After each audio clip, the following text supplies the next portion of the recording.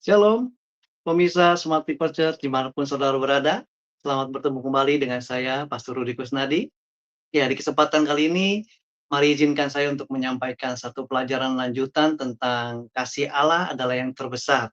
Ya, di mana saya pernah memulainya dengan satu judul yaitu kasih Allah adalah dasar, kasih Allah adalah akar. Lalu yang kedua, saya pernah menyampaikan tentang di mana He can stop loving you, di mana Allah tidak bisa berhenti mencintai saudara. Lalu yang ketiga yang saya pernah sampaikan yaitu love versus feeling, ya, cinta atau kasih versus perasaan. Nah, di pelajaran yang keempat kali ini, dan saya akan menutupnya dengan satu pelajaran yang saya beri judul yaitu everlasting love, ya, cinta yang abadi atau cinta yang kekal. Apa yang saya akan coba komunikasikan kepada saudara di pelajaran kali ini? Di Saudara bisa sadari atau tidak, ya, sebetulnya di pihak Tuhan, sebenarnya dia tuh sangat mencintai anak-anak, ya. Tapi ironinya banyak anak-anak yang merasa nggak dicintai sama Tuhan. Nah, itu masalah menurut saya, ya. Tuhan mengasihi kita, tapi kita seringkali merasa nggak dikasihi sama Tuhan. Nah, bagaimana rasanya jika saudara mengasihi seseorang, saudara mencintai seseorang, ya, lalu orang tersebut tidak balik mengasihi saudara? Ya, kalau anak muda zaman sekarang, aduh itu sakitnya di sana sini tentunya ya. Ada yang bilang itu sakitnya sampai ke ubun-ubun, kok Rudi katanya. Nah, hal ini itu pernah terjadi di dalam kehidupan bangsa Israel pada waktu itu. Lebih tepatnya waktu zaman Nabi Maleki waktu itu, di mana satu kali Tuhan melepaskan statementnya yaitu Tuhan bilang bahwa aku mengasihi kamu. Ya, Tuhan sedang mengungkapkan isi hatinya tentang apa yang dirasakannya kepada bangsa Israel pada waktu itu. Tapi sayangnya respon dari bangsa Israel pada waktu itu menanggapinya dengan negatif. Ya, mereka langsung bilang, dengan cara bagaimana engkau mengasihi kami? Nah, berarti dapat kita simpulkan tanggapan dari bangsa Israel pada waktu itu sedang menunjukkan bahwa mereka nggak merasa dikasih oleh Tuhan. Nah, dan hari ini saya mau mengingatkan pada kita semua bahwa Tuhan sangat mencintai saudara. Katakan amin. Ya, saudara mau akui atau tidak, ya, saudara mau merasakan itu atau tidak, tapi itu tidak pernah merubah kasihnya kepada kita. Nah, yang menjadi persoalannya yang akan kita bahas hari ini adalah ini. Kita pasti pernah belajar, ya, saudara pasti telah tahu tentang manusia tuh ada yang namanya alam bawah sadar dan alam sadar. Ya, kita tentu tahu tentang hal itu. Nah, ternyata bukan apa yang dipikir di alam sadar kita. Karena ternyata yang menentukan reaksi-reaksi kita itu adalah alam bawah sadar kita masalahnya. Ya. Kita sudah diajar sejak sekolah minggu, di alam sadar kita, kita tahu Tuhan sayang sama kita. Ya, tapi di alam bawah sadar kita, kita ingin mempercayainya, sepertinya sulit untuk mempercayakan hal itu. Nah, itu sebabnya saya mencatat di sini, banyak orang percaya itu tanpa sadar tidak merasa atau tidak pantas, merasa tidak pantas dikasih oleh Tuhan. Ya. Kita seringkali merasa Tuhan itu Tuhan yang kadang-kadang, kadang-kadang sayang, kadang-kadang enggak. Kadang-kadang mencintai, kadang-kadang tidak. Nah, seringkali kita merasa Tuhan itu Tuhan yang kadang-kadang. Nah, saya nggak tahu apa saudara merasakan hal itu atau tidak. Tapi ada hal yang harus saya suarakan, ya ini, yaitu di dalam Lukas pasal yang kelima, Lukas pasal yang kelima ayat yang ke-12 sampai 13. Lukas pasal yang kelima ayat 12 sampai yang ke-13, coba saudara perhatikan. Ya, peristiwa ini adalah cuplikan dari apa yang pernah dialami oleh Yesus waktu itu, ya, ketika diperhadapkan dengan seorang yang mengalami sakit kusta. Ya, Lukas 5 ayat 12 sampai yang ke-13 dikatakan situ, pada suatu kali Yesus berada di dalam sebuah kota. Di situ ada seorang yang penuh kusta. Penuh kusta, kusta aja udah masalah saudara. Ini penuh kusta. Ketika ia melihat Yesus, tersungkurlah ia dan memohon, Tuhan, jika Tuhan mau, Tuhan dapat mentahirkan aku. Aneh. Kenapa yang dia tanyakan kok jika Tuhan mau? Kenapa dia nggak nanya, jika Tuhan mampu, Tuhan tolong saya? Saudara bisa ikuti sampai di sini? Nah, yang menjadi pertanyaannya, yang menjadi keraguan dia adalah bukan kemampuan Yesus, tetapi kemauan Yesus. Yang menjadi keraguan dia, mau nggak ya kira-kira Yesus tolong saya? Tentu saudara paham, tentu saudara tahu orang yang terkena penyakit kusta pada zaman itu sangat buruk ya. Seperti yang kita tahu, ketika seorang mengalami sakit kusta itu akan disingkirkan, akan diasingkan ya, terbuang. Dan kalau berjalan, dia harus teriak-teriak terus, "Najis, najis." Dia sambil berjalan dia teriak terus, "Najis, najis." Kita paham tentang perasaan dan perjuangan dari orang yang kusta pada zaman itu, ya. Itu sebabnya ketika dia berhadapan dengan Yesus, dia sudah dengar dan mendapat informasi tentang apa yang Yesus bisa lakukan pada waktu itu, yaitu menyembuhkannya. Itu sebabnya ketika dia datang berhadapan dengan Yesus, yang ditanyakan bukan, "Tuhan, kamu mampu nggak?" Tapi yang ditanya tuh begini, "Tuhan, jika Tuhan mau, Tuhan dapat mentahirkan aku." Coba saudara perhatikan kalimat selanjutnya, "Tuhan, jika Tuhan mau, Tuhan dapat mentahirkan aku." Yesus mengulurkan tangannya, menjamah orang itu dan berkata, "Aku mau." Wow, luar biasa. "Aku mau. Jadilah engkau tahir." Dan seketika itu juga lenyaplah penyakit kustanya. Ketika saya membaca kisah ini, saya disadarkan bahwa sebenarnya saya itu nggak jauh berbeda seperti si kusta ini. Seringkali yang menjadi permasalahan saya dan menjadi pergumulan saya adalah bukan mempertanyakan tentang kemampuan Tuhan. Yang saya sering pertanyakan tuh begini, "Tuhan mau nggak sih kira-kira tolong saya?" Saya percaya saudara tentu tahu ya, bahwa Tuhan yang kita sembah adalah Tuhan yang tidak terbatas. Dia Tuhan yang berkuasa. Nggak ada yang mustahil di hadapan dia. Apa yang mustahil? Nggak ada. Ya, dia mampu melakukan segala sesuatu. Cuman masalah yang seringkali kita seperti si kusta. Yang kita ragukan bukan kemampuan Tuhan tolong kita. Yang kita ragukan adalah, Tuhan mau nggak sih kira-kira tolong saya? Ya.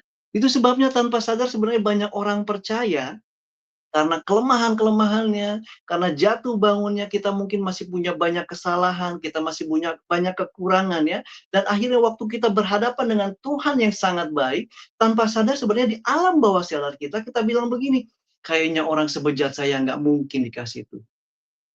Kayaknya orang seperti saya nggak layak dicinta itu. Tahukah saudara, bahwa kekuatan cinta itu dapat membutakan seseorang? Pernah lihat? Atau jangan-jangan saudara pernah mengalaminya? Atau sedang mengalaminya saat ini? Ya, pernah lihat orang yang sedang mabuk cinta? Logika itu udah nggak berfungsi lagi. Ya. Padahal udah dikasih tahu tuh, jangan pacaran sama dia, ya. Tapi ternyata cinta itu punya kekuatan untuk membutakan mata seseorang. Nah, apa yang saya mau coba komunikasikan di sini? Sadarkah saudara bahwa Tuhan itu sebenarnya cinta buta terhadap kita, ya. Tentu dalam hal ini Tuhan Yesus sedang mentolerir atau sedang berkompromi dengan kesalahan dan dosa kita, ya. Jangan saudara pikir bahwa dosa itu nggak masalah. Oh, itu masalah bagi Tuhan. Itu masalah buat Tuhan. Tapi yang saya mau sampaikan di sini adalah cinta Tuhan itu kekal. Dia tidak akan pernah bisa berhenti mencintaimu, sekalipun dia tahu kekurangan dan kelemahanmu. Ya, masalah dari banyak orang percaya kita selalu bilang begini, "Kok Rudi, saya masih banyak kekurangan kok. Saya masih banyak kesalahan. Baru kemarin saya jatuh kok. Baru tadi pagi saya gagal lagi." Nah, seringkali kegagalan kita ini nggak bisa ditolerir oleh manusia di sekitar kita. Kita divonis kita udah nggak punya harapan sepertinya. Saudara pernah dengar orang yang bilang, "Mustahil deh kamu bisa berubah. Mustahil deh kamu bisa baik." Bukankah itu sebetulnya menyakitkan, saudara? Dan seringkali yang terjadi, orang mulai tolak kita. Ya, orang mulai menjauh dari kita dan akhirnya kita tanpa sadar kita menganggap Tuhan seperti mereka. Dan saya mau katakan kepada saudara, Tuhan itu cintanya kekal sama kita. Tuhan itu cintanya abadi sama kita. Saudara boleh percaya atau tidak, tapi yang mau saya sampaikan adalah firman Tuhan katakan, Tuhan tahu semua kelemahan-kelemahan kita. Kita mungkin bisa tutupi kelemahan kita dari orang sekitar kita. Kita bisa tutupi kesalahan kita. Bahkan dari pasangan kita sekalipun kita bisa tutupi kesalahan kita. Tapi Tuhan itu Tuhan yang paling tahu, ya, apa yang bisa kita sembunyikan dari Dia. Nggak ada. Semua transparan. Tuhan tahu semua kelemahan kita. Dia adalah pribadi yang paling tahu sesungguhnya siapa kita. Tapi yang mengherankan adalah Dia tetap mengasihi kita. Dan kadar kasihnya itu tidak pernah berubah selama-lamanya. Saya nggak tahu apa saudara sedang mengalami sesuatu saat ini. Ya, tapi yang saya mau sampaikan ini sangat penting. Ya, di seri khotbah saya yang pertama, saya sudah menjelaskan bahwa kasih Allah itu adalah dasarnya, akarnya, ya, dasar daripada iman, dasar daripada pengharapan. Bagaimana mungkin saudara bisa beriman kepada Tuhan kalau saudara sedang krisis kasih, ya, dan saudara meragukan kasih Tuhan, dan saudara bilang, Tuhan sayang nggak sih sama saya? Nah, dalam hal ini, saya sedang tidak berkompromi dengan dosa. Tuhan tidak sedang mentolerir dosa. Dosa itu melukai hati Tuhan. Setuju ya? Dosa menghancurkan kita. Tetapi yang saya mau sampaikan di sini adalah apapun keadaanmu, itu tidak pernah bisa membuat Tuhan berhenti mencintai. Sebab cintanya itu abadi. Sadarkah saudara bahwa perjuangan Tuhan dalam menghadapi semua rintangan, dia lewati hanya untuk demi bisa tinggal di dalam dirimu. Nah, agama seringkali menjadikan dikasih Tuhan sebagai garis finish atau tujuan atau sasaran yang harus kita perjuangkan. Agama mengajarkan sama kita, kamu harus melakukan sesuatu dulu supaya Tuhan sayang sama kamu. Kamu harus melakukan A, B, C supaya Tuhan sayang sama kamu. Kamu harus bertobat supaya Tuhan cinta sama kamu. Sorry to say, maafkan saya, bukan berarti saya sedang menyepelekan pertobatan. Kita harus bertobat, tetapi bukan karena supaya dikasih oleh Tuhan. Ini kata-katanya mungkin nggak sedikit nggak enak ya, tapi tolong lihat, perhatikan konteksnya. Tuhan sangat ingin pertobatan kita, tapi Tuhan tidak butuh pertobatanmu supaya Dia bisa mengasihi. Kenapa? Karena Tuhan ingin kita bertobat karena dosa menghancurkanmu.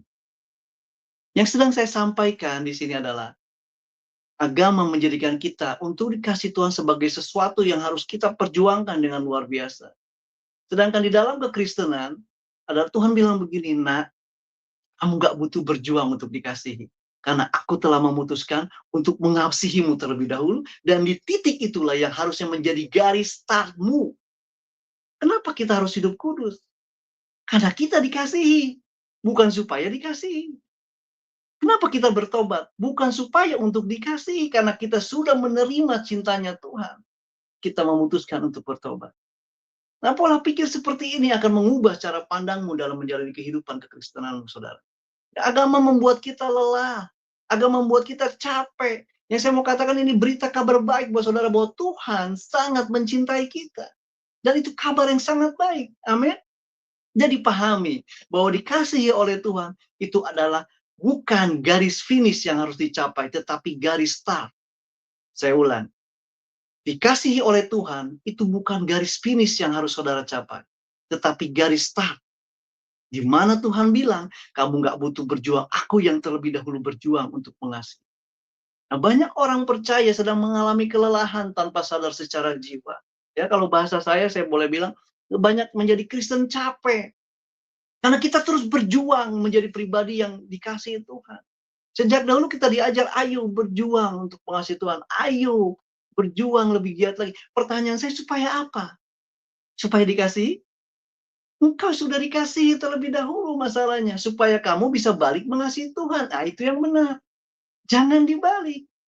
Nah, agama seringkali membaliknya. Nah, persoalannya hari-hari ini banyak orang percaya sedang mengalami kelelahan karena berjuang untuk menjadi pribadi yang dikasihi Tuhan. Sampai kita ini sepertinya capek. Nah, saya mau katakan berhentilah berjuang untuk dikasihi. Karena engkau sudah dikasihi Tuhan, katakan amin. Nah, hari ini saya berharap pelajaran ini menjadi dasar dari kekudusanmu, dasar dari keradikalanmu, dikasih Tuhan seharusnya menjadi dasar dari kehidupan kekristenan kita. Nah, mengapa cintanya atas kita itu nggak pernah berubah? Itu yang akan kita bahas kali ini. Mengapa cintanya Tuhan itu nggak pernah berubah atas kita? Nah, kasih manusia itu mungkin berubah sewaktu-waktu. Karena situasi, karena kondisi, karena manusia itu pada dasarnya cintanya, kasihnya bersyarat. Ya. Kasih manusia bisa berubah-ubah, tetapi kasih Tuhan itu tidak berubah, saudara. Saya akan coba jelaskan apa sih yang membuat kasihnya atas kita itu nggak pernah berubah. Nah, ada 2 poin yang saya mau jelaskan di sini. Yang pertama, yang membuat kasihnya tidak pernah bisa berubah adalah karena kasih adalah identitasnya. Di dalam 1 Yohanes 4 ayat 8 bilang begini. 1 Yohanes 4 ayat 8, barang siapa tidak mengasihi, ia tidak mengenal Allah. Sebab Allah adalah kasih. Ayatnya nggak bilang Allah memiliki kasih. Ayatnya bilang Allah adalah kasih. Ketika saya membaca ayat ini, ada sesuatu yang diungkapkan tuh. Kasih itu bukan sesuatu yang dimilikinya. Kasih itu adalah identitasnya.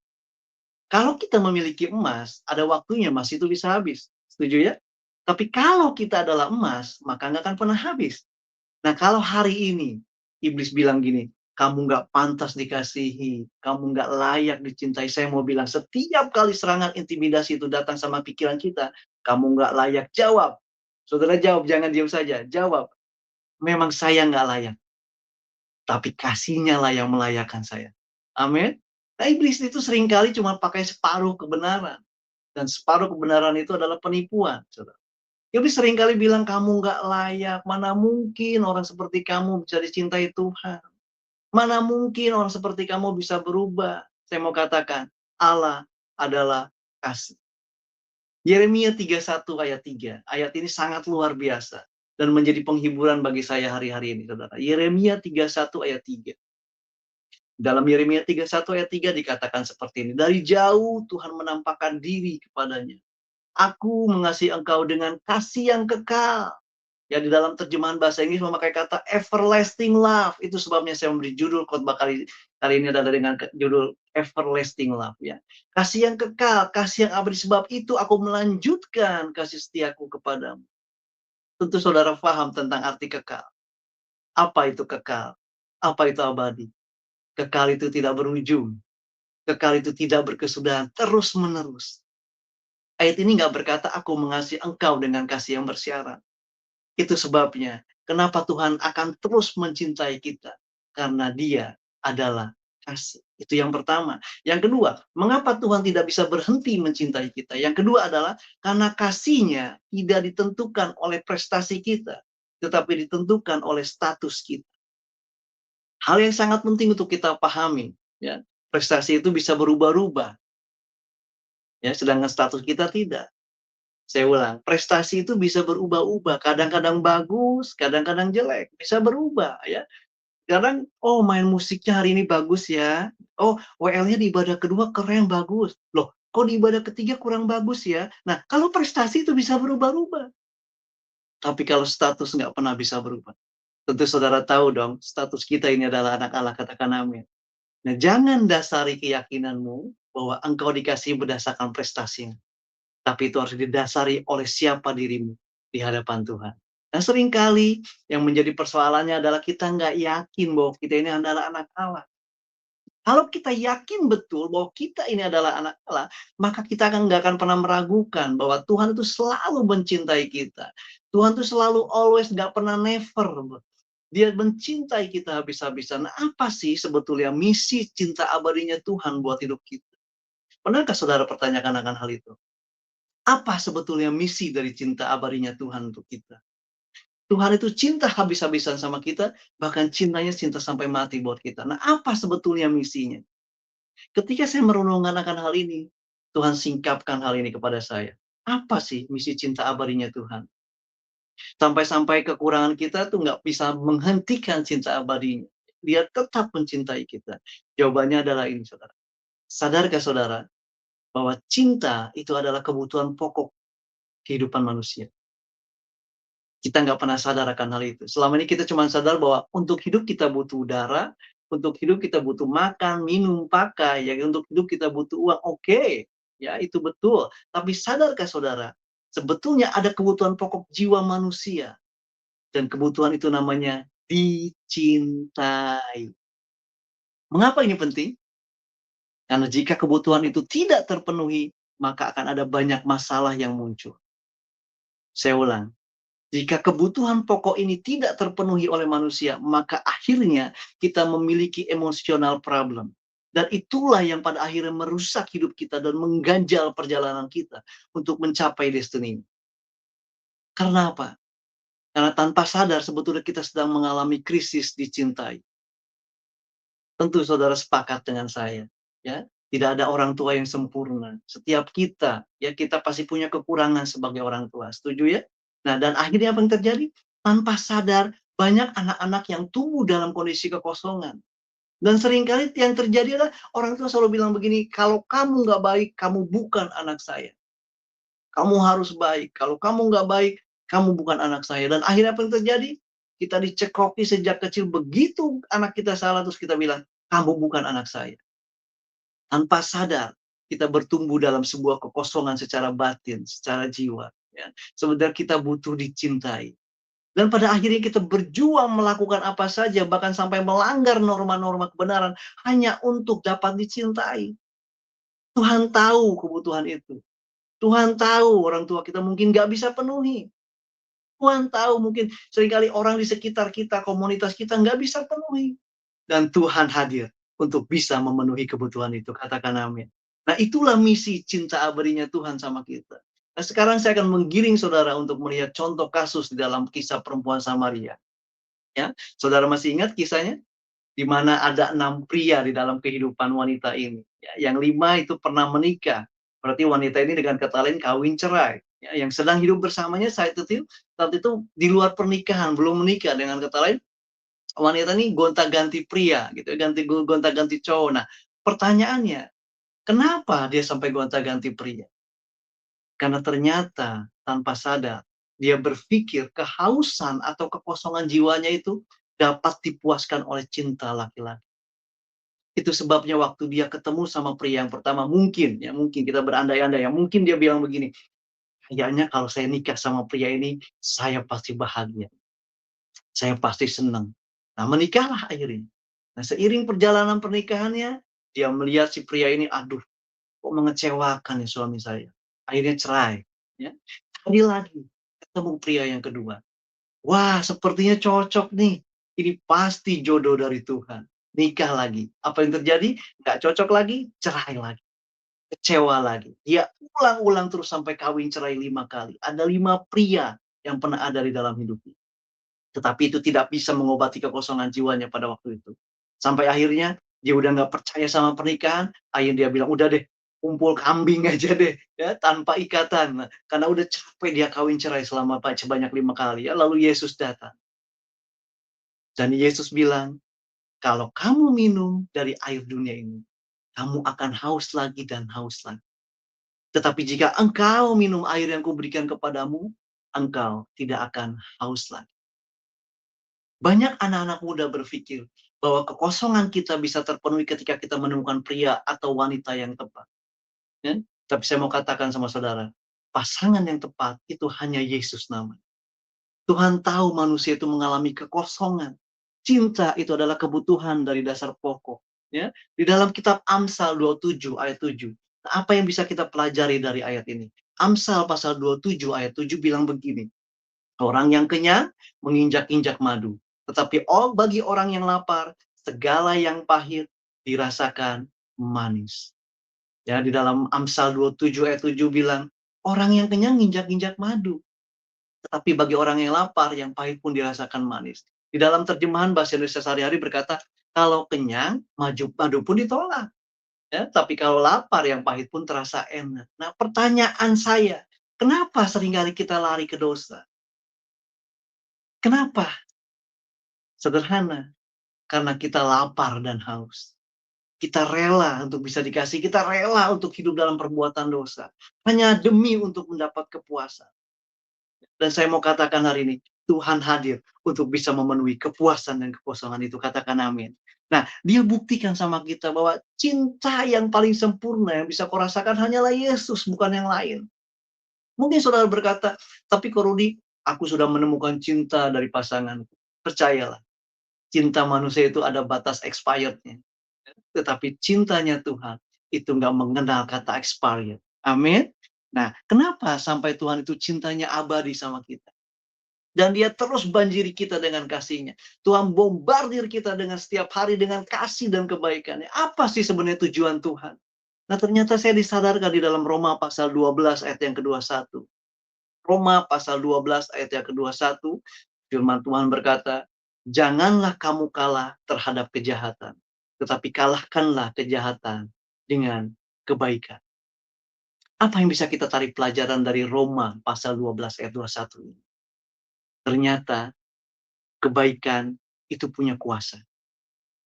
Kenapa Tuhan terus berbuat baik sama kita? Karena dia sedang mengalahkan kejahatan di dalam diri. Nah, apa misi kebaikan? Bukan untuk memanjakanmu, tetapi demi mengalahkan kejahatan di dalam dirimu. Nah, saya akan tunjukkan 3 kasus di dalam Alkitab ya. Dan ini seharusnya menyadarkan kita bahwa cinta Tuhan itu menyentuh hati kita yang berujung kepada perubahan hidup kita. Tuhan nggak tuntut perubahan hidupmu, yang dia lakukan adalah mencintaimu. Dan ketika engkau dibanjiri dengan cintanya sampai satu titik di mana engkau nggak tahan dan menyerah terhadap kasih. Nah, di titik itulah engkau berubah. Ya, yang pertama, kasus yang pertama, saudara ingat kasus Zakius. Ya, saudara masih ingat kisah itu? Di mana satu kali ya Yesus sedang berjalan melewati kota Yeriko, ada seorang kepala pemungut cukai pada waktu namanya Zakius ya. Dia ingin melihat seperti apa sih Yesus itu ya. Lalu dia berusaha untuk melihat Yesus di tengah-tengah kerumunan orang banyak, tetapi karena tinggi badannya ini menjadi kendala, dia nggak bisa melihat Yesus ya. Tapi dia punya ide. Dia nggak kehabisan akal. Dia berlari mendahului orang banyak ya, sampai akhirnya dia menemukan satu tempat yang strategis ya. Alkitab katakan dia berlari mendahului orang banyak. Nah, waktu dia menemukan tempat strategis, lalu dia tersadar kembali bahwa, wah, sebentar lagi orang pasti berkumpul lagi nih. Pasti datang lagi, aku pasti terhalang lagi untuk melihat Yesus. Lalu dia melihat pohon. Dia naik ke atas pohon. Nah, begitu dia naik ke atas pohon, dia merasa lega. Aduh, udah nggak ada lagi yang menjadi penghalang supaya saya bisa melihat Yesus. Nah, lalu singkat cerita Yesus lewat. Waktu Yesus lewat, tiba-tiba Yesus berhenti. Dan waktu dia berhenti, dia menoleh ke atas dan memanggil, Zakius, segeralah turun. Coba, posisikan diri kita sebagai Zakius pada saat itu. Apa kira-kira perasaan kita? Ya? Loh, kok dia bisa tahu nama saya? Kok Tuhan bisa tahu nama saya? Lalu Yesus bilang, segeralah turun, sebab hari ini aku harus menumpang di rumahmu. Zakius tuh nggak pernah bermimpi, dia nggak pernah punya keinginan yang jauh. Mana mungkin Yesus mau mampir ke rumah saya? Mana mungkin Yesus mau datang kepada saya orang berdosa? Mana mungkin mau makan bersama-sama dengan orang berdosa? Coba saudara renungkan. Orang yang ditolak sama dunia pada waktu itu, kepala pemungut cukai, itu pada zaman itu dibenci loh saudara. Itu tuh masuk antek-antek penjajah dia itu, pengkhianat ya, nggak ada yang mau berteman sama dia. Nah sementara Yesus bilang gini, hari ini aku harus menumpang di rumahmu. Dan Alkitab katakan, saat itu akhirnya Yesus tiba di rumah Zakius. Dan dia makan bersama. Sadarkah saudara? Saat itu Yesus sedang melepaskan kasihnya yang radikal. Ingat, jangan pernah remehkan kebaikan. Karena kejahatan itu hanya bisa dikalahkan oleh kebaikan. Yesus hajar kejahatan di dalam diri Zakius dengan kebaikannya. Enggak tahanlah Zakius. Enggak tahan dengan kebaikan Tuhan. Langsung Zakius berdiri, dia bilang, Guru, setengah dari hartaku akan aku berikan kepada orang miskin. Dan dari setengah itu kalau ada orang yang pernah aku peras, akan aku ganti 4 kali lipat. Pertanyaan saya, apakah waktu itu Yesus sempat berkhotbah? Enggak. Cuma makan. Kita mungkin sesuatu yang nggak ada yang spesial dari hal itu. Apa yang spesial? Ya, nggak pernah kita terpikir, tapi pernahkah saudara merenungkan bahwa apa yang sedang dipertaruhkan Yesus pada saat itu? Waktu Yesus bilang, aku mau makan di rumahmu. Yesus pasti dan akan dikecam oleh orang banyak pada waktu itu. Ya. Apa kira-kira yang akan dikatakan oleh orang banyak? Dasar pengennya makan gratis, pengennya deket-deket sama orang kaya terus. Gimana sih kok makan sama orang berdosa? Kecaman-kecaman itu yang akan terlontar. Ya.